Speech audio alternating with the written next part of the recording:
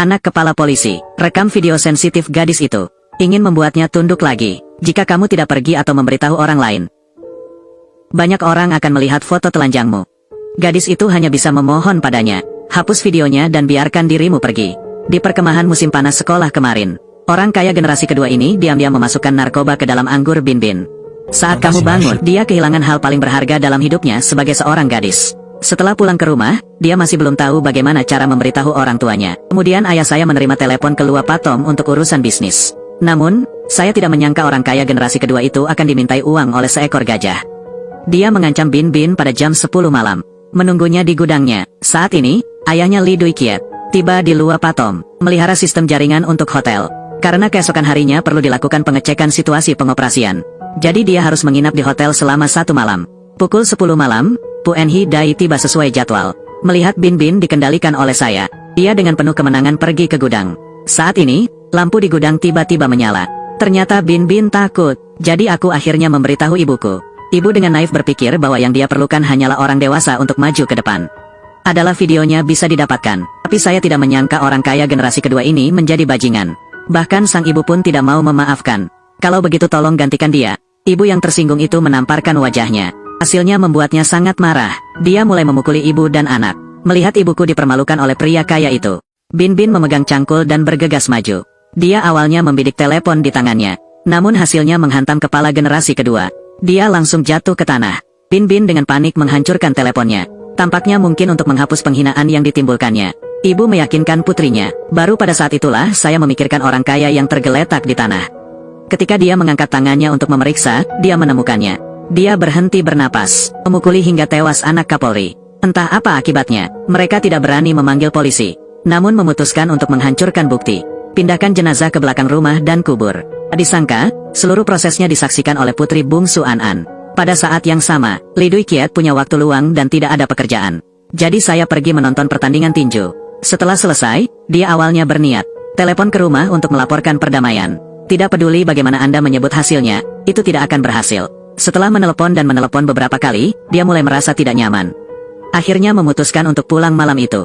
Ketika dia sampai di rumah, melihat istri dan putrinya saling berpelukan dan gemetar, dia tahu sesuatu yang besar pasti telah terjadi.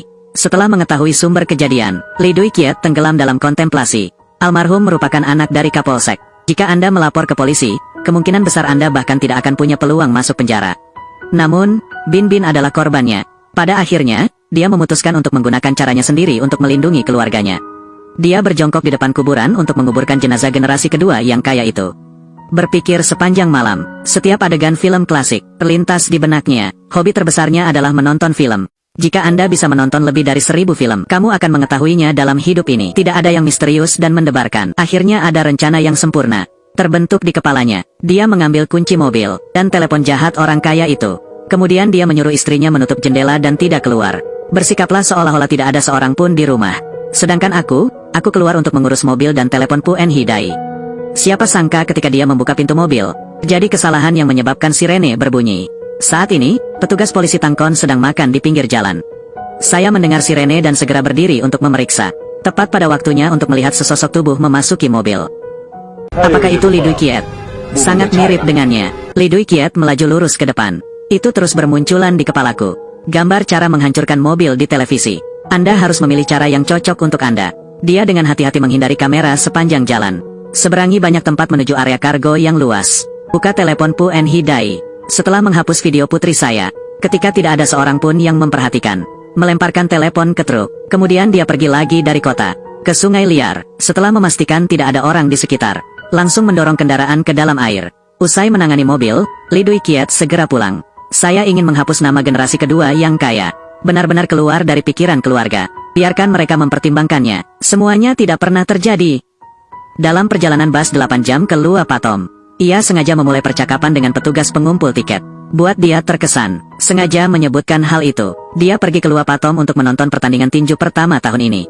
Sebenarnya pertandingan tinju pertama dimulai kemarin. Alhasil, dengan pengaruh Lee Dui Kiet, kondektur baru ingat, bertemu Lee Dui Kiet pada hari kejuaraan tinju dimulai. Pada jam 2 siang, dia pergi ke hotel untuk check out. Suruh seluruh keluarga untuk menunjukkan wajah mereka di hotel. Tinggalkan kesan dengan layanannya. Lalu 4 jam kemudian kami pergi ke bioskop bersama. Jam 7 malam berjalan-jalan di pasar malam untuk membeli sesuatu. Pukul 8.30 pergi menonton pertandingan tinju hari ini. Saat itu, Lee Dui Kiat masih disengaja menumpahkan popcorn si penjual. Sampai jam 11 malam, dia membawa seluruh keluarga dengan bus pulang. Setelah anak-anaknya tertidur, dia mulai menasihati istrinya. Dari sekarang, jika Anda membeli sesuatu, Anda harus meninggalkan tanda terima. Dan harus melakukan semuanya lagi. Akun biaya hidup mulai bulan Januari. Perkembangan lainnya, Kapolsek Lapuan. Sudah 2 hari tidak bertemu anakku. Bahkan tidak bisa menelepon. Dia mulai panik, memerintahkan anak buahnya untuk melacak lokasi ponsel putranya. Hasil deteksi sinyal telepon, pergi ke 4-5 tempat, hingga akhirnya menghilang. Lauan segera menyuruh anak buahnya untuk menyelidiki. Pada saat yang sama, Lee Dui Kiat menerimanya, proyek pemasangan kabel jaringan untuk gedung polisi baru. Dia memandang sambil berpikir ke lubang dalam di tengah aula besar. Dan ketika dia hendak pergi bersama manajer konstruksi, Tang Kon tiba-tiba muncul. Bergegas menyerang Mandor, menyalahkannya karena menuduhnya menerima uang kotor. Lee Dui Kiat berpikir sejenak, lalu dia bergegas dan menendang Tang Kon hingga jatuh. Tang Kon sangat marah, mengeluarkan pistol dan mengarahkannya langsung ke kepalanya. Mandor di sebelahnya dengan cepat menghentikannya. Akhirnya, Tang Kon menembakkan pistolnya ke samping untuk melampiaskan amarahnya. Tanpa diduga, dia menembak dan membunuh kambing di sebelahnya. Menjadi kambing hitam sesungguhnya. Beberapa hari kemudian, mobil Puen Hidai ditemukan. Padahal jenazahnya tidak ditemukan di dalam mobil atau di dasar danau. Tapi Lauan punya firasat. Laki-laki bisa menjadi lebih atau kurang baik atau buruk. Tapi dia masih berpegang pada secercah harapan terakhir. Segera atur penyelidikan. Di mata Lauan, tidak ada kasus yang tidak bisa diselesaikan. Karena dia meneliti 1000 kasus dengan cermat. Teliti 1000 kasus dengan cermat. Kamu akan mengetahuinya. Dunia ini tidak ada kasus yang aneh. Seseorang yang telah menonton 1000 film kriminal. Satu orang pernah meneliti 1000 kasus. Duel antar pemain top resmi dimulai. Bawahan Lauan menyelidikinya. Panggilan terakhir Puen Hidai adalah pukul 17.30 pada tanggal 2 April. Hubungi teman sekelas Tony. Namun, Tony pergi ke luar negeri, berpartisipasi dalam kompetisi yang belum kembali. Saat Tang Kon melihat gambar mobil generasi kedua orang kaya itu, tiba-tiba teringat mobil itu, yang dikendarai Lee Dui Kiat pagi itu. Dia melapor ke kepala departemen. Namun kepala departemen mengira dia ingin memanfaatkan kesempatan ini untuk membalas dendam pada Lee Dui Kiat. Tindakan menendang jatuh Tang Kon. Pekerjaan Lee Dui Kiat hari itu efektif. Tang Kon masih belum menyerah. Dia mengajak kepala departemen mencari pemilik restoran untuk mengonfirmasi. Namun, pemilik toko tidak akan berani berbicara omong kosong tentang hal seperti ini. Dia hanya bisa mengatakan dia tidak bisa melihat dengan jelas. Pada akhirnya, Tang Kon dengan marah memarahi ibunya. Saat ini, Lee Dui Kiat sedang melatih setiap anggota keluarga. Lua Patom, salah. Sudah beberapa hari, bagaimana kamu bisa mengingatnya dengan jelas dan mengatakannya dengan lantang? Tanya lagi, di mana? Hari itu adalah hari Sabtu. Sepertinya di Lua Patom. Ingat kamu adalah seorang pelajar. Saya akan mengingat dengan jelas hari apa ini. Lebih dari sehari. Lee Dui Kiat membidik. Kepribadian setiap orang dalam keluarga berbeda-beda. Menyajikan pernyataan tanggapan rincin. Jika Anda tidak ingin mengungkapkan celah apapun, Anda hanya bisa berhati-hati dan sangat berhati-hati. Tang Kon terus menggigit Lee Dui Kiat tanpa ampun. Kepala departemen awalnya tidak berpikir demikian. Namun kini seorang petugas polisi menemukan petunjuk baru. Tanggal 1 April Puen Hidai pernah menghadiri perkemahan musim panas bersama putri Lee Dui Kiat, Bin Bin. Polisi segera mendatangi sekolah untuk mencari Bin Bin untuk diinterogasi. Mereka hanya punya satu cara untuk menemukan bukti, itu memanfaatkan ketakutanmu.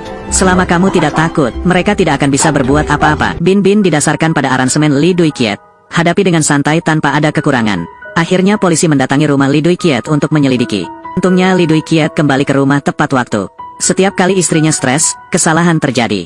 Kami tidak berada di rumah pada tanggal 2 atau 3. Seluruh keluargaku pergi ke Lua Patong. Hanya malam tanggal 3. Sangat bagus. Permainan selesai, Lee Dui Kiat. Apakah kamu masih bisa tersenyum? Aku tidak menyebutkan waktunya. Kapan aku bilang aku melihatnya? Istrimu telah mengungkapkan segalanya. Lee Dui Kiat dengan cepat menyelamatkan hari itu. Dia berbohong setelah putrinya menerima interogasi karena takut. Jadi saya menelepon dan memberitahu mereka sebelumnya. Setelah berbicara, dia langsung memberitahu istrinya. Dapatkan tiket bus ke Lua Patom. Membuktikan di hari kedua keluargaku benar-benar tidak ada di rumah.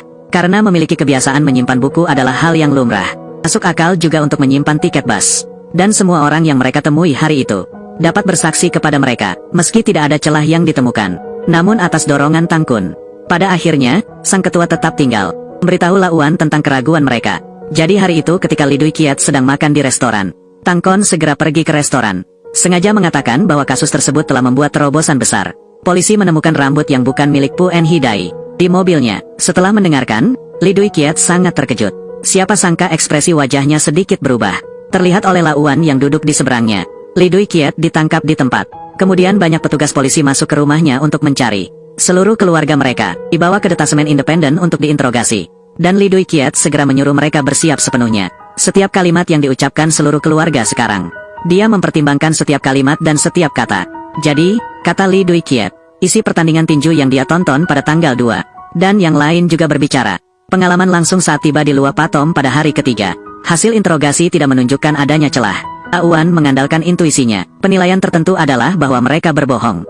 Berbohong pasti ada celahnya. Dia menyuruh bawahannya untuk melepaskan sementara keluarga Lee Dui-kiat terlebih dahulu. Jadi mereka pikir semuanya baik-baik saja. Kemudian temukan setiap orang yang mereka sebutkan ketika interrogator datang untuk mengajukan pertanyaan. Akhirnya melewati rintangan ini. Baru saja memulai. Tak lama kemudian, seluruh pihak yang terlibat dibawa ke kantor polisi. Petugas pemeriksa tiket bus berdemonstrasi. Benar bahwa seluruh keluarga mereka pergi ke Lua Patom. Pada hari kedua saat kejuaraan tinju dimulai. Staf hotel dapat menjaminnya, keluarga Lee Dui-kiat check-in pada tanggal 2 sore. Dan check-out pada hari ketiga. Sebenarnya check-in di hari kedua tidak salah. Hanya saja saat itu hanya Lee Dui-kiat saja. Akibatnya, dia tidak bisa menelepon ke rumah malam itu. Jadi saya buru-buru pulang tanpa sempat check-out. Di hari ketiga, dia sengaja mengajak seluruh keluarga untuk check-out. Kepada pelayan, saya pikir seluruh keluarga pindah pada hari yang sama. Maka semua hamba memberi kesaksian tentang hal itu. Di malam hari sambil menonton pertandingan tinju, Lee Dui-kiat sengaja menabrak anak penjual popcorn. Lalu saya memintanya untuk mengembalikan uang saya, namun dia bilang uangnya tidak cukup. Bahkan sengaja keluar untuk menarik uang. Namun sebenarnya, pada malam tanggal 2, Lee Dui-kiat menarik uang. Dia sengaja membuat detail ini. Adalah untuk kamera ATM. Mencatat dia menarik uang pada tanggal 2, menjadi bukti kuat. Tak satu pun dari mereka yang sengaja berbohong. Tapi itu membuktikan kebenaran keluarga Lee Dui-kiat. Tiba di Lua Patom pada tanggal 2 dengan sempurna. Tapi Lapuan memikirkan tatapan mata Lee Dui-kiat itu. Dia masih percaya pada intuisinya. Jadi masalahnya adalah, aku meremehkan orang ini Lee Dui-kiat. Lapuan sadar, padahal Lee Dui-kiat mengenyam pendidikan sekolah dasar. Namun tingkat kecerdasannya telah melampaui semua orang di sini. Sepertinya aku harus mengenalnya lagi. Dia menganalisis ulang semua dokumen tentang Lee Dui-kiat. Ternyata dia tidak punya kebiasaan buruk. Tidak ada yang luar biasa juga. Dia suka menonton film. Film, ya. Di waktu luangnya, dia menonton film di toko. Tonton saja 1000 film. Tonton lebih dari 1000 film. Kamu akan mengetahuinya dalam hidup ini. Tidak ada yang aneh. Periksa riwayat penayangan filmnya selama setahun terakhir. Melalui pencarian CD di toko dan riwayat online Lee Dui-kiat. Polisi menemukan, Lee Dui-kiat telah menonton total 138 film. Lapuan menyuruh anak buahnya menyaringnya. Daftar film bergenre detektif dan periksa satu persatu. Di antaranya adalah film Korea. Menarik perhatiannya, dalam film ini, gunakan teknik montase untuk menjalin ruang dan waktu. Kejahatan fitnah tahun itu menimbulkan kasus baru. Lapuan tiba-tiba menjadi tercerahkan. Pada malam tanggal 3, dia meninggalkan arena tinju. Dan tidak pernah menarik uang. Tiket masuk venue tinju tidak diberi nomor. Dia dengan mudah menemukan 4 tiket pada tanggal 2. Pergi ke restoran untuk makan dan menonton Muay Thai lagi. Adalah untuk membuktikan bahwa pada hari kedua mereka sudah berada di Lua Patom. Dia diam-diam bertukar waktu dengan semua orang yang dia temui. Terakhir, dilanjutkan dengan memotong dan menenun. Apa yang terjadi pada saya di hari kedua, dan apa yang biasa dilakukan seluruh keluarga. Pada tanggal 3, membentuk garis waktu yang sempurna. Bisa dikatakan baju peri itu tidak menunjukkan jahitan. Kesaksian saksi mata dan kamera pengintai memberikan kesaksian. Padahal Lapuan menyimpulkan semuanya. Tapi dia masih bisa menggunakan ini sebagai alasan dan menghindari kecurigaan. Saat ini, Tony pergi ke luar negeri untuk mengikuti ujian dan akhirnya kembali. Dia harus mengatakan apa yang telah dia lakukan sampai pada titik ini. Peristiwa itu terjadi di perkemahan musim panas. Selesai menonton konten dalam video, Lapuan memerintahkan semua orang untuk tidak menyebarkan berita tersebut. Sekarang dia hampir yakin putranya sudah meninggal. Semuanya bukan lagi spekulasi. Tentunya Lee Dui-kiat membunuh putranya. Bawakan aku kembali. Seluruh keluarga mereka, keluarga Lee Dui-kiat ditangkap dan dibawa ke kantor polisi lagi. Kali ini Lapuan sudah tidak sabar lagi. Dia langsung mengeluarkan video itu untuk mengancam Bin Bin. Aku melihat klipnya. Mereka semua sudah melihatnya. Saya tidak bisa menjamin itu tidak akan disebarluaskan, karena putranya bisa melakukan segalanya. Namun anak-anak orang miskin juga adalah anak-anak. Ibu sama marahnya dengan singa. Berdiri di depan putriku. Ada anak-anak yang masih anak-anak. Ada anak-anak. Adalah binatang buas. Inspektur perempuan itu benar-benar kehilangan akal sehatnya. Perintahkan bawahan untuk melakukan setiap trik. Memaksa mereka untuk mengatakan yang sebenarnya. Lalu dia menyeret adik bungsunya, An-an, ke dalam kamar. Diancam akan memukuli orang tuanya sampai mati jika dia tidak mengatakan yang sebenarnya. berbicara. Beberapa menit kemudian, seluruh keluarga Lee Dui Kiat dibawa keluar dari kantor polisi. Ke kuburan di belakang rumah mereka, polisi mulai menggali setiap kuburan. Melihat kuburan nenek moyang saya digali, orang-orang di sekitar sangat marah. Seseorang mencoba berhenti tetapi dipukuli oleh polisi. Teman dekat Lee Dui Kiat manfaatkan kesempatan ini untuk meminta bantuan kepada media di lokasi kejadian. Putra direktur hilang. Polisi tidak punya bukti menangkap orang sesuka hati. Lihat, setiap orang punya kalimat. Buktikan pada keluarga Lee Dui Kiat. Kali ini polisi datang, gali peti mati itu. Saat ini, istri Lee Dui Kiat benar-benar kehilangan harapan. Apakah dia, secara pribadi menguburkan putra direktur? Hanya dengan membuka peti mati, kehidupan seluruh keluarga akan berakhir. Dia tanpa daya menatap Lee Dui Kiat. Namun, Lee Dui Kiat tidak memiliki ekspresi saat ini. Saat peti mati dibuka, semua orang yang hadir tercengang. Di bawah kain kafan itu ada seekor kambing. Kambing itu secara keliru dibunuh oleh Tang Kon. Istrinya memandang Lee Dui Kiat dengan ekspresi luar biasa. Dia masih berdiri tak bergerak di tengah hujan. Ternyata semuanya selalu dalam kendalinya. Saat ini, kerumunan di luar lokasi kejadian meledak. Mereka melonjak maju dan mulai mengepung polisi. Sebelumnya Lee Dui Kiat sempat bercerita kepada temannya, kapan seluruh keluarga mereka akan ditangkap untuk kedua kalinya. Lalu dia segera menelpon sebuah nomor. Ini adalah nomor lawan Anda. Mencalonkan diri sebagai presiden dari suami direktur DuPont. Saat ini, lawan sudah mengumpulkan banyak media. Skandal itu diberitakan secara luas. Karir politik DuPont bisa dikatakan sudah berakhir. Lee Dui Kiat menatap lurus ke tutup peti mati. Bagian atasnya tergores bercak darah. Pada akhirnya, konflik tersebut berubah menjadi kerusuhan besar-besaran. Orang-orang melakukan protes dengan kekerasan di jalanan. Lapuan adalah kepala departemen kepolisian. Menyalahgunakan kekuasaan dan akhirnya diberhentikan. Suami MS DuPont terlibat dalam hal itu. Akhirnya secara resmi mengumumkan pengunduran dirinya dari pemilu. Jangan pernah terlibat dalam politik. Keluarga Lee Dui Kiat dibebaskan. Namun, Lee Dui Kiat menghitung semuanya dengan benar.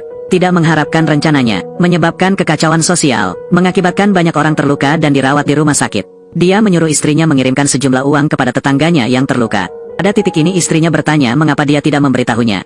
Dia menjawab seperti ini, kamu adalah pria tanpa keberanian. Itu juga tidak memberi kita kehidupan yang baik.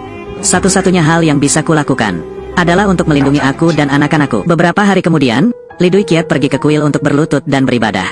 Secara kebetulan saya bertemu dengan Lap Uan dan istrinya. Lap Uan dengan lembut dan proaktif meminta maaf kepada Lee Dui Kiat, hanya untuk menerima jawaban tegas darinya. Tolong beritahu aku. Saya. Apakah masih ada harapan lagi? Maaf. Aku benar-benar bukan ayah yang baik. Saya menyesal, saya tidak pernah mengajari anak saya dengan ketat. Sekarang kita tidak punya apa-apa lagi. Reputasi. Posisi. Kehilangan segalanya tidak sesakit kehilangan seorang anak. Harapan untuk rasa sakit ini bisa membuatmu melepaskan kebencianmu. Kami harap kamu mungkin beritahu kami dengan jelas. Meskipun itu hanya anggukan atau gelengan kepala. Aku memohon Anda. Saat dia menyakiti putriku, aku tidak punya kesempatan untuk berhenti. Tapi aku harus menghentikannya. Teruslah menyakiti keluargaku. Katakan yang sebenarnya. Aku juga selalu merasa tersiksa. Alasan mengapa Lee Dui Kiat berkata demikian, itu karena saat Anda membuka peti mati, gunakan domba untuk menggantikan mayat. Saat dia melihat noda darah di papan peti mati, dia tahu. Saat dikuburkan, orang tersebut masih belum meninggal. Dia mati lemas di peti mati. Lee Dui Kiat membungkuk meminta maaf kepada Lap Uan dan istrinya. Lalu berbalik dan pergi. Beberapa hari kemudian dia pergi ke kantor polisi dan mengatakan yang sejujurnya, dan saya meminta maaf kepada semua orang yang merasa tidak puas dengan saya. Saya memanfaatkan kepercayaan dan kejujuran mereka, menyebabkan kekacauan sosial, biarkan mereka terluka karenanya. Belakangan, polisi menemukan mayat tersebut di lobi kantor polisi baru. Namun beberapa hari kemudian, istri dan anak perempuan Lee Dui Kiat juga menyerah, mengakui bahwa dialah yang tidak sengaja membunuh putra La Uan. Film berakhir di sini, biarkan hukum menilai benar dan salah. Film ini diambil ulang 3 kali. Namun setiap saat itu menjadi klasik dengan rating tinggi. Di depan, pelayanan hari ini lebih menekankan pada kemanusiaan dan kasih sayang keluarga. Lee Dui Kiat dan istrinya rela mempertaruhkan segalanya demi melindungi putri mereka. Lap Uan dan istrinya menyayangkan hal tersebut. Jika Anda tidak membesarkan putra Anda dengan baik, hal itu pada akhirnya akan menimbulkan konsekuensi yang pahit. Ini mengubah kecenderungan awal pada kebenaran menjadi pembebasan. Pembebasan untuk semua orang. Selain itu, film ini juga menggunakan efek cahaya dan bayangan. Ganti level ilahi dengan gerakan cepat dan lambat. Dengan jelas menunjukkan konfrontasi antar karakter. Dan ketegangan, perasaan tertekan. Di tempat kejadian, rekomendasikan semua orang untuk menonton film aslinya. Hanya film aslinya yang benar-benar dapat dinikmati. Getaran emosional yang dibawakan film tersebut